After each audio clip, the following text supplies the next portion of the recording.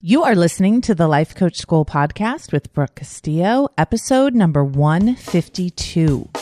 Welcome to the Life Coach School podcast, where it's all about real clients, real problems, and real coaching. And now, your host, Master Coach Instructor, Brooke Castillo. Well, hello, my beautiful friends. Pavel, who does all of my editing and has for the past 3 years, he's my brother from another mother, sent me an email congratulating me on a day where we had 18,000 downloads in one day. That is pretty exciting, y'all. In one day, that's fantastic. So I just want to give a shout out to y'all. And I'm so excited that so many people love the podcast and resonate with it, and that I can be here with you, and that we have this very amazing relationship with each other.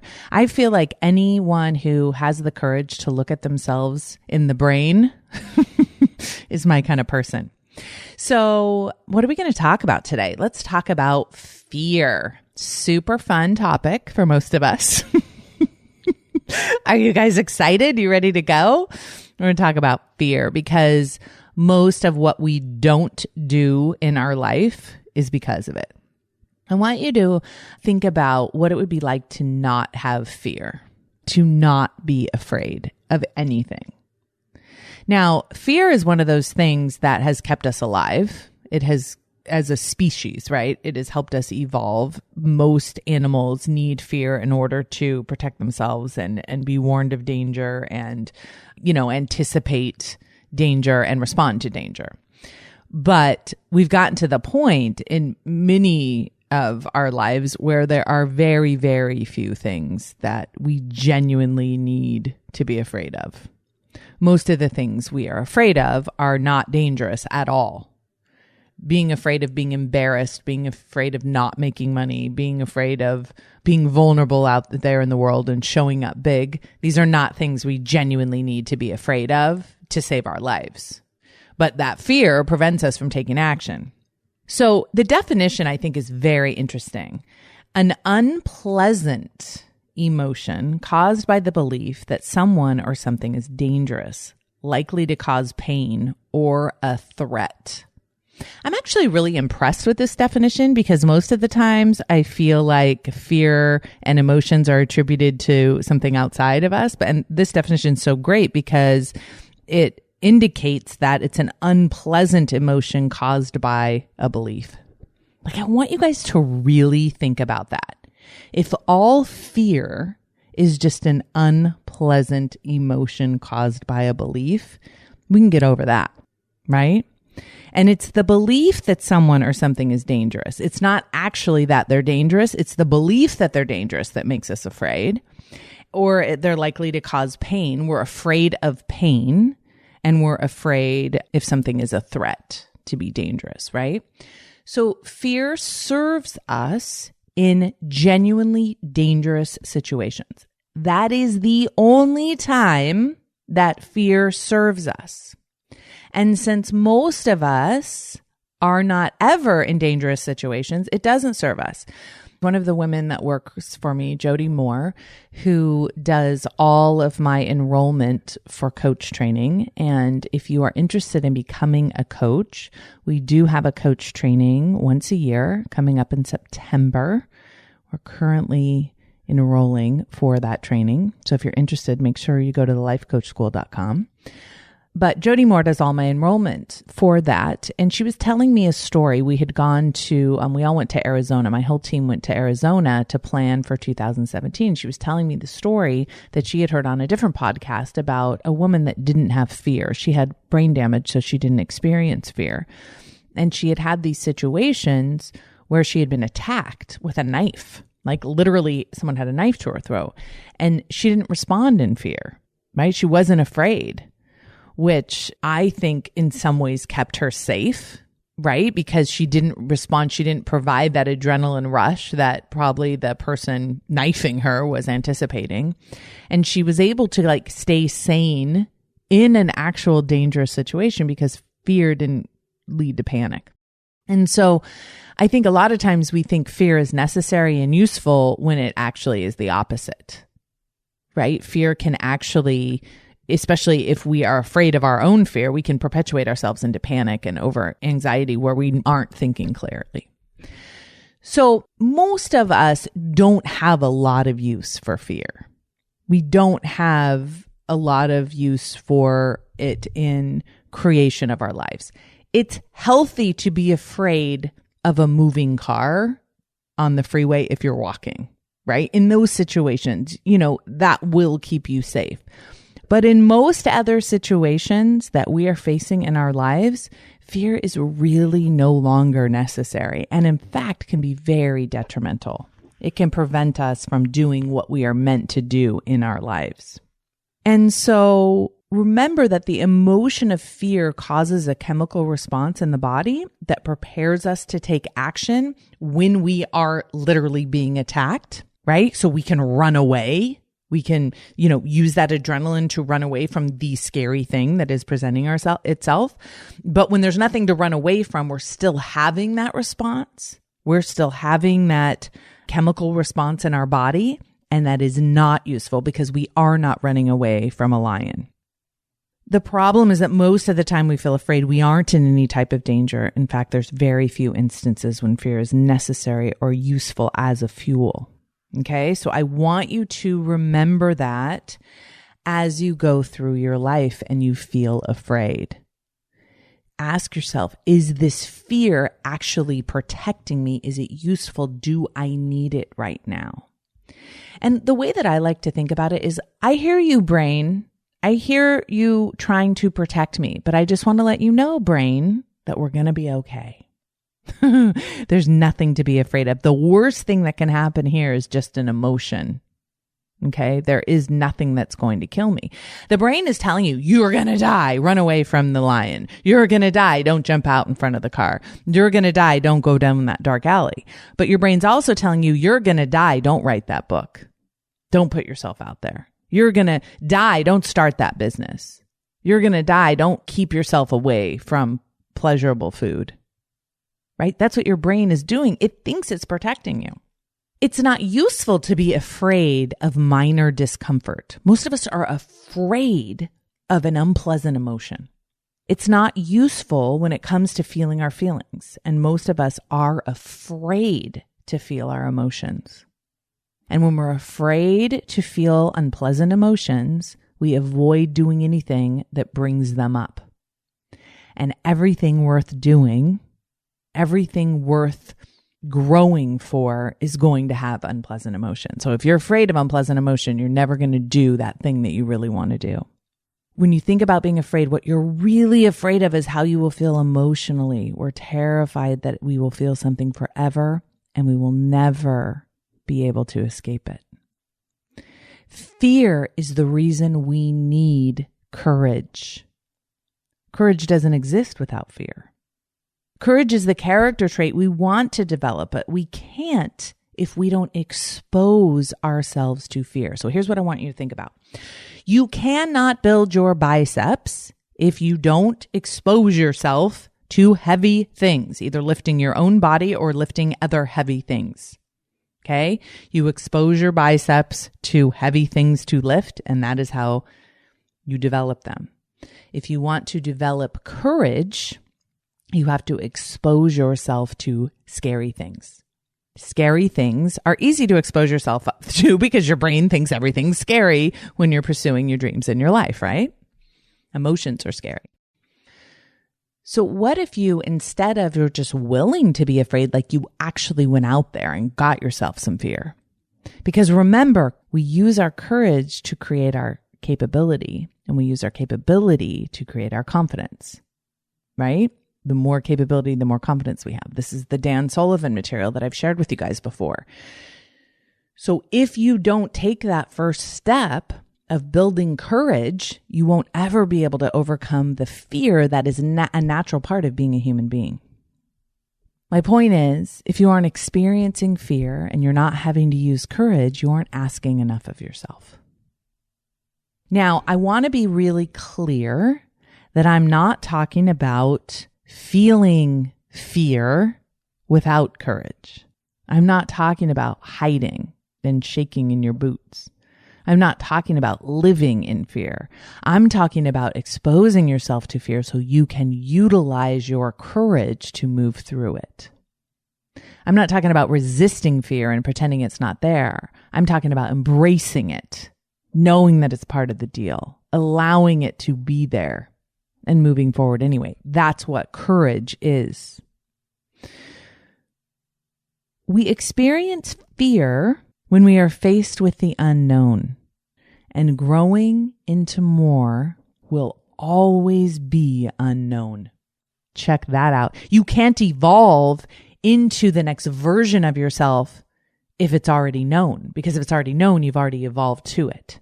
The next best thing for you will always be unknown, and your brain will always tell you that you're going to die, and you will always be afraid, and you will always have to use courage and develop your capability and increase your confidence. We need compassion for our fear and compassion for our pain, because the fear of pain will always stop us from growing unless we use courage to overcome it. So when I'm afraid of being rejected, when I'm afraid of failing, I acknowledge that that's normal. I acknowledge that that's my brain doing what my brain was designed to do. And I also acknowledge that all I need is to utilize the other thing that I got as a human, which was courage. I feel like I packed my suitcase as a human, and in that suitcase was a lot of fear, but there was also courage, right? And so I want to utilize both of them. I don't want to hide them both in the suitcase. I want to utilize both of them. I'm going to acknowledge the fear. I'm not going to be afraid of it. I'm going to have compassion for it. And then I'm going to use courage to overcome it and develop myself. When you are friends with yourself, you treat fear differently. You don't try to avoid it so much. You allow yourself to be afraid. You acknowledge that it's part of the deal. You acknowledge that you're a human and that you were designed to feel fear on purpose. Does not mean there is something wrong with you. The fear of emotional pain causes suffering. There is a huge difference between pain and suffering. Pain is inevitable. Suffering is optional. And when you push against pain, that's when you suffer. When you allow pain, when you aren't afraid of it, that's when you utilize your courage. That's when you step into the strength of yourself to feel a negative emotion. Somebody asked me a question I thought was so brilliantly asked. I hadn't thought about it this way. And this was in our self-coaching scholars class. She asked, when you are willing to feel a negative emotion, isn't that a positive experience? I was like, yes. So even though it's a negative emotion, when you're willing to feel it on purpose, you can feel strong doing it. So even though lifting weights may be painful, it may be hard, it's a positive experience because of what you're doing to create for yourself, right? So you wouldn't say, oh, I love lifting weights. It's just such a pleasant experience. It may be an unpleasant experience, but you make it positive by the way you think about it and the way you approach it and do it on purpose. Moving, this is so huge, you guys. Moving towards pain releases suffering. I remember this day, something horrible had happened with my son, and in my mind, of course. And I woke up, and do you ever get confronted with stuff like that you had forgot happened? Like you went to sleep and you're like, oh, it's a perfect day. And then you woke up, you're like, oh yeah, that thing happened. Oh yeah, my son's in trouble, or oh yeah, I'm getting a divorce, or oh yeah, I just gained 50 pounds, whatever it is. Like you wake up and you're confronted with it. And immediately you want to retract from it. Immediately you want to push it away because you're afraid. But when you move towards it and you open yourself up to it, you still feel the pain. It's still there. It's still unpleasant, but you get to release the suffering. You get to release the resistance. You get to release all of the fight against it. So it's like that ball you're holding under the water. The ball is still there. The pain is still there, but you're not holding it under. You're just allowing it to float with you. We can use challenging situations to wake ourselves up, to become more conscious, or we can use those situations to put ourselves to sleep. We can use those situations to go more unconscious and to buffer more, Or we can use those situations to move towards our pain, to become more conscious and more willing to be awake during every single moment of our lives. If you're not afraid to feel pain, you're not going to be afraid to create all of the beautiful bounty that seriously is just waiting for you on the other side of it. Fear of fear leads to panic. I think I've told you guys this before. I was reading about how when people have house break-ins, when someone breaks into their home, most people, if they kept their wits about them, would be able to escape a dangerous situation just by thinking clearly. But most of us are so terrified that there's someone breaking into our home, and then we're so terrified that we're terrified that we don't think logically. We don't think clearly. We don't evaluate escape routes. We don't think about how to negotiate our own safety. All we do is panic. And many times that is what creates our demise instead of the person that's broken into the house, right? Because we're freaking out. So here are some skills that are worth developing. Learning how to relax into fear. Embracing fear by moving towards it, right? Notice how you want to constrict against fear. It feels safer to do that. But what I want to suggest is actually safer to embrace it and move towards it. Do not buffer it, right? When you're afraid, don't drink, don't hide, don't overeat, don't avoid it by going on the internet. Stay present with it. Don't seek refuge outside of yourself. Don't switch the discomfort of fear to comfort immediately. Stay present with it. Fear is protective when needed, and it's harmless when it's not. I'm always saying your emotions are harmless when you allow them. They can cause all sorts of issues when you fight them. The worst that can happen is an emotion. That is the worst that can happen. Those of you who are in self-coaching scholars, I have an exercise here on fear. I want you to take your time with it. If you are someone that doesn't like to be afraid, that doesn't want to stay conscious, you will want to avoid these questions. I want you to move towards them, be willing to experience them. Okay? So what I want you guys to really think about, take a minute and think about the things that you are most afraid of. And I want you to really think about this. If you weren't afraid, what would you be doing right now? What would you be creating? If you weren't afraid of failing, what's the worst thing that can happen when you fail? An emotion. What if you weren't afraid of that emotion? How would your life be different? This is a game changer. Fear does not mean stop. Fear does not mean you're in the right direction. You know what fear means, you guys? It means you're a human. It means that you evolved with fear in order to protect you, and it's no longer protecting you. Fear is a natural part of the human experience. Embrace it. Let it be part of your experience, but do not let it hold you back. Okay, that's what I got for you this week. Now, let me tell you what you can look forward to listening to if you would like after the outro. I'm excited to introduce you all to Amy Gianni. First of all, I just love her. Can we just said that? Let's just immediately, when I think about her, I just want to give her a squeeze. She's a fantastic coach and just an amazing person. Just love being around her. And she works with women that suffer, and I mean suffer, with autoimmune disease. And she is an exceptional coach in working with them because she has been through it herself. So I am really excited to share her work here with you and just expose you to her brilliance. So please enjoy listening to her segment and make sure that you go and check her out and sign up for all of her stuff and hire her. Because if you are experiencing any of the symptoms that she has improved her life so much since she figured this out. And I want her to be able to help you as well. All right, you guys have a beautiful week. I'll talk to you next week. Bye-bye. Hey, if you enjoy listening to this podcast, you have to come check out Self-Coaching Scholars. It's my monthly coaching program where we take all this material and we apply it. We take it to the next level and we study it. Join me over at thelifecoachschool.com/join. Make sure you type in the THE lifecoachschool.com/join. I'd love to have you join me in Self-Coaching Scholars. See you there.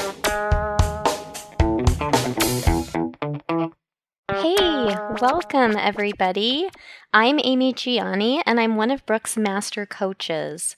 I'm a Master Certified Life Coach and a Master Certified Weight Loss Coach, and I'm also an instructor at the Life Coach School, so I've helped train some of the new coaches going through the in-person training with Brooke, and I've also run the practicum to help the new coaches through the certification process. So I absolutely love being a part of the Life Coach School, and I'm so happy to be here with you on the podcast today because I have some really exciting things that I want to share with you. So my specific niche is working with people who have autoimmune illnesses, who want to regain their health and start feeling good again. They are so frustrated with all the physical symptoms, as well as the mental and emotional symptoms, and they're ready to take control of their health and start feeling like themselves. So what I've done is I've taken Brooke's tools and combined them with a functional medicine approach to health and created a program to help people restore balance to their lives so they can ditch their symptoms and start living the lives they are meant to live. Now, for those of you who don't have an autoimmune illness, or maybe you don't even know what that means, that's okay. The things I'm going to talk about can really be applied to anybody who wants to be healthy. But for those of you who are suffering and frustrated with your health, I want you to know that there's hope. I know many of you have gone from doctor to doctor and tried all sorts of different things with little or no results. But don't give up. I have been where you are, and I understand. I have autoimmune thyroid disease, so I know how frustrating it can be, and I also know what it takes to regain your health. So I want to share some practical tips that can help point you in the right direction. The things I'm going to share with you today had a huge impact on my healing, and I want to help guide you toward your healing. In fact, all those years that I was so sick and miserable, I remember thinking, if I ever get better and if I ever figure this out, I will share this with everyone because I want to help people get out of the doctor's office and reclaim their lives. So this work is extremely meaningful to me, and I want to help as many people as I can. So I want to start by showing you the power of your mind when it comes to your healing. Now, your illness is real. It's physical. Your symptoms are real, and they impact your everyday life in a very real way. But here's the good news. Your mind is actually one of the very best tools you have to help you feel better. Not because you can just think your way out of it, but because learning to manage your mind will help you feel better, both emotionally and physically. Now, usually when clients come to me, they think that they're permanently broken. They are so discouraged. They feel completely powerless, like they're doomed to living the rest of their life feeling sick and miserable. Many of them have always led very health-conscious lives, but their bodies just aren't working the way they used to. And some of them even tell me that they feel betrayed by their own body, as if their body is now the enemy. So I know firsthand the disempowerment that can come with an illness. So I believe the very best gift I can give you is to teach you how to feel empowered even when your circumstances aren't what you want them to be. And when I learned how to feel empowered, it completely changed how I experienced my life and my illness, and I was finally able to start healing my body. So if you only remember one thing that I say today, I hope you remember this. How you think about your life and your illness will determine how you experience your life and your illness. And this is where I always begin with my clients, helping them climb out of this dark pit of powerlessness by taking a peek into their minds and figuring out what they're thinking. And it usually looks something like this. This is not fair. I hate feeling this way. I've tried everything and nothing works, so why bother? I don't have the energy to do the things I need to do, let alone the things I want to do. And I can't believe this is my life. Now, even though these thoughts might feel very true, I try to show my clients that thinking these thoughts over and over again all day long is just not useful. And it's actually quite harmful because these thoughts can suck the power and the life right out of you. So I encourage you to write down what you're thinking and feeling about your life and your illness, because this will give you such good insight into what's going on in your head, and it will help you identify any thoughts or beliefs that are keeping you stuck and taking away your power. Now, sometimes we don't even know what we're thinking because our thoughts are so automatic. So the first step in stopping them is to identify them. And remember, you are not your thoughts. You are just the observer of your thoughts. And better yet, you want to be a compassionate observer of your thoughts. Offering yourself kindness and compassion is so important in your healing process. So once you know what your current thoughts are, the next step is to identify some thoughts and beliefs that feel empowering.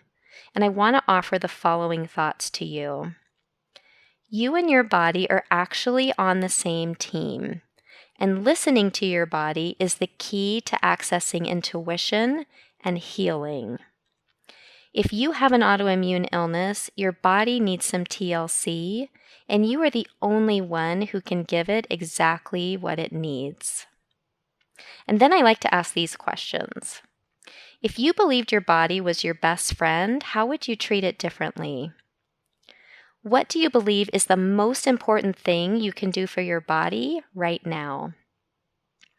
And if your illness was your greatest teacher, what would you learn from it? These few simple tweaks to your thoughts almost immediately start moving you away from frustration and begin taking you closer to feeling hopeful and empowered. And once you start feeling empowered, everything changes. Because remember that the way you think about your life and your illness determines how you experience your life and your illness. And these small tweaks may not seem like much, but a small movement today can have big effects down the road. So let's talk about it like this. Let's compare it to the flight path of an airplane. Okay, now let's say the flight is going to go all the way across the country. So that's almost 3,000 miles, okay? And let's say it's flying in a straight line. Now, at the beginning of the flight, if the pilot turned the plane just a few degrees one way or the other, it may not seem like a big change at the time, but 3,000 miles later, when the plane is ready to land, the plane will be in a totally different location than if the plane would have stayed on the original path. So a very slight shift can have huge consequences down the road. And the same principle can be applied to our thoughts. Making small shifts in how we think can change everything. So your thoughts really do matter, even when we're talking about physical health, because your mind can create a feeling of empowerment. And once you feel empowered, amazing things will start to happen because you're no longer a victim to your circumstances. And you're finally ready to move forward in healing your body. And that right there is a game changer. So identify some beliefs that help you feel empowered and practice thinking them over and over again until they become automatic. Now, some of my clients say that this one principle is what rescued them. It set them free and allowed them to finally start making some progress in their healing. So now that you know how to empower yourself, I want to give you a couple more examples of how your mind can help heal your body. So let's talk about dietary changes, because I'm sure a lot of you, especially if you work with a functional medicine practitioner, have been told that you need to make dietary changes, like going off gluten, eliminating dairy, decreasing sugar, and perhaps eliminating other foods as well. And it always sounds so easy at first. And then you're like, wait, what? What am I supposed to eat? And then all of a sudden, it's not so easy anymore. Or maybe you can do it for a while. You might power through and white knuckle it because you want so badly to feel good again. And then the willpower runs out and it all comes crashing down. So let's take a look at why this happens. So your thoughts drive everything. Your thoughts create your feelings, and your feelings lead you to act in certain ways, and your actions create your results. So if you aren't getting the results that you want and you aren't making the changes necessary to get the results, it means that your thoughts are out of alignment with the results that you want. And guess what? Your thoughts will always win. Always. Every single time. So if you're thinking, my life will be miserable if I can't eat bread, what do you think the chances are that you'll stick to a gluten-free diet? Not very good, right? So for those of you who are trying to implement dietary changes, here is my tip. Ask yourself what you're thinking about the dietary changes. What are your beliefs about the dietary changes? Do you think it's too hard? Do you think it's not fair? Maybe you don't think it's realistic. But just be honest with yourself and find out what you're thinking. And then you get to decide if you want to keep those thoughts or not. Because thoughts are always optional. You never have to think anything. Your thinking is the one place that you have complete agency. So if your thoughts are getting you the results you want, then great.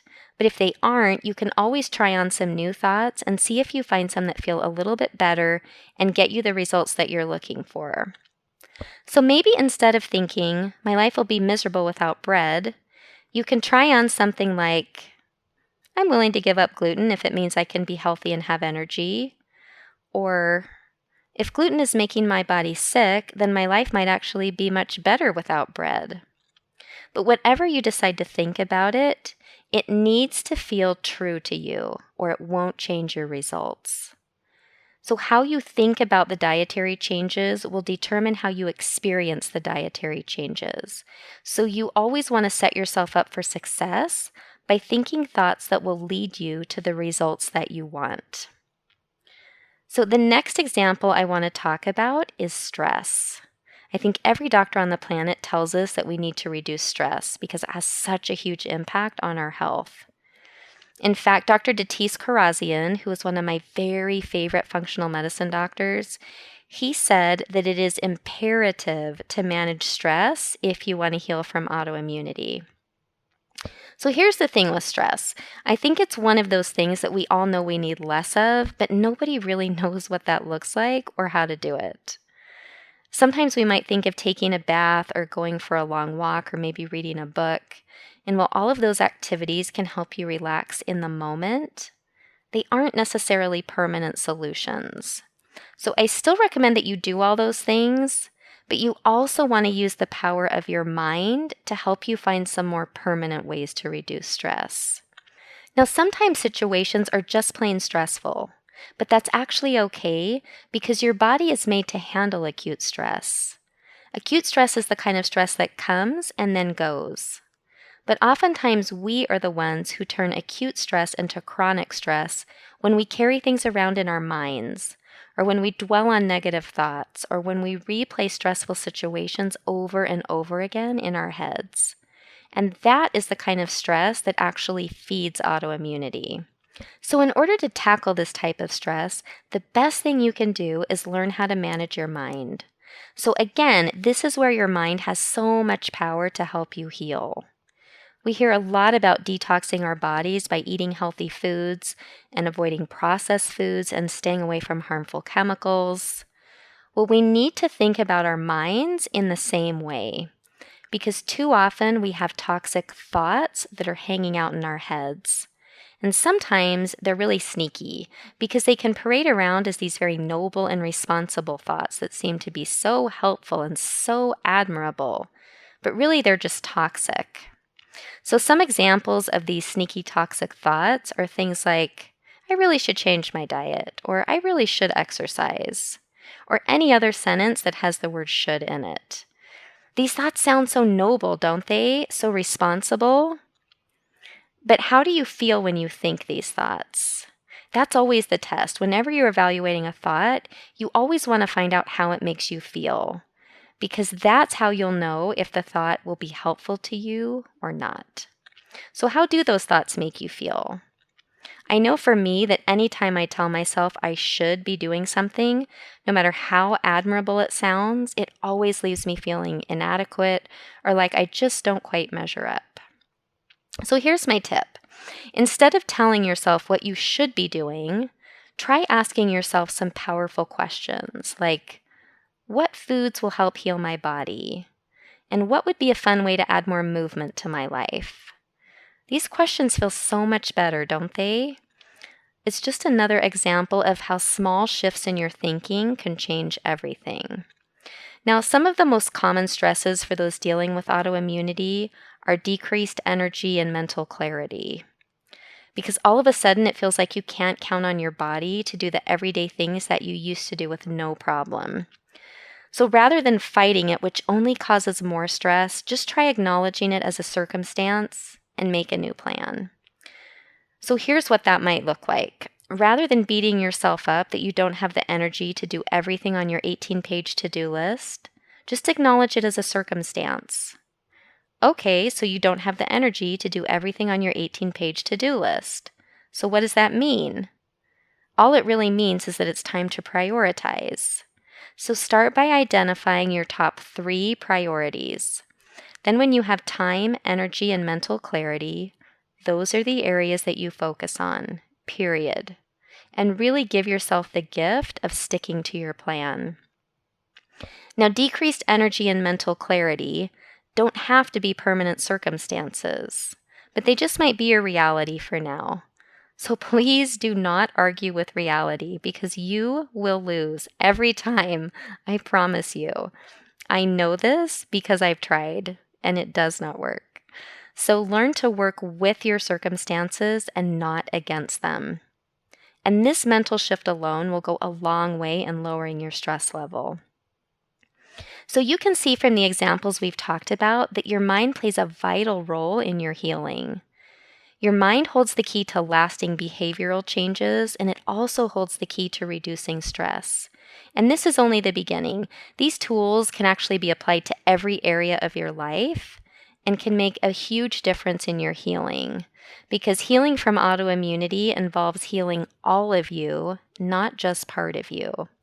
And once you learn how to manage your mind, so many possibilities open up to you. So I want you to think of mind management like a survival kit. Okay, if you were going to go on a 100-mile expedition, you probably wouldn't just take off without some equipment, some food, a way to filter your water, some first aid items, and anything else you needed to survive in the wilderness, right? Now, taking a survival kit with you doesn't make the expedition any shorter. You still have to go the same mileage and go over the same terrain, but you have some items that will increase your chance of survival and help you complete the expedition. So now compare this to your healing expedition. Learning to manage your mind is your survival kit. You still have to go the same distance and cover the same terrain. You will still have to make the same dietary changes and learn to reduce stress in your life. But knowing how to manage your mind will increase your chances of completing your expedition and regaining your health and maintaining your health. Because when things get difficult, you will have the tools you need to not only survive, but to thrive. And that is really what I want. I want every single one of you to thrive. And it's totally possible. Now, I know I've thrown a ton of information at you because I really wanted to give you some practical tips. So I hope you've been able to find at least one thing that you can take away and implement in your life. And I really wish we had more time because I have so much more that I would love to share with you. But please go to my website. It's theautoimmunecoach.com, and you can sign up to receive a free copy of my autoimmune survival kit. So go check that out. Also, if you like what you've heard today and you want help applying this to your life, I would love to connect with you. Or if you know somebody that could benefit from this work, please share this podcast and have them reach out to me because I would love to help them. So again, just go to my website, theautoimmunecoach.com, Click on the Schedule tab and it will take you directly to my calendar, and you can schedule a complimentary consultation with me. And be sure to let me know that you heard me here on the Life Coach School podcast, because I have a very special offer for all of Brooke's listeners. So thank you so much for tuning in today. It has been such a pleasure, and I send you lots of love and healing as you go forward. And I hope we can talk soon.